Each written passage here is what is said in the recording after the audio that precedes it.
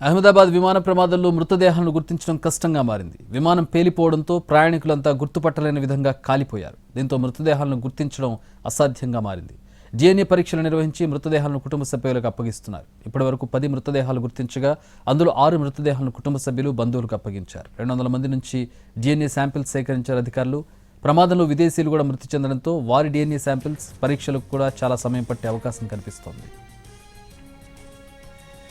DNA నమూనాలను సరిపోల్చడానికి 72 గంటల సమయం పడుతుందంటున్నారు అధికారులు. దీంతో డెడ్ బాడీల గుర్తింపు మరింత ఆలస్యం కానుంది.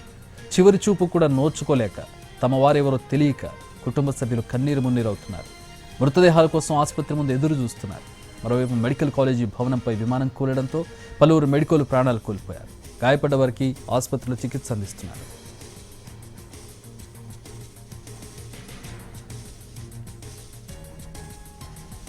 విమాన ప్రమాదం నుంచి అనూహ్య రీతిలో ప్రాణాలతో బయటపడిన రమేష్ విశ్వాస్ కుమార్ ప్రమాద క్షణాలను గుర్తు చేసుకున్నాడు. విమానం కూలగానే తాను కూర్చున్న సీటు ఊడిపడిందని, అందువల్లే తాను బతికి బయటపడ్డానని అన్నారు. తాను విమానం నుంచి దూకలేదని క్లారిటీ ఇచ్చారు. టేకాఫ్ అయిన కాసేపటికి విమానం ముక్కలైందని, తన సీటు విరిగిపోవడంతో దూరంగా ఎగిరిపడ్డట్టు చెప్పారు. అందుకే విమానంలో చెలరేగిన మంటలు తనకు అంటుకోలేదన్నారు.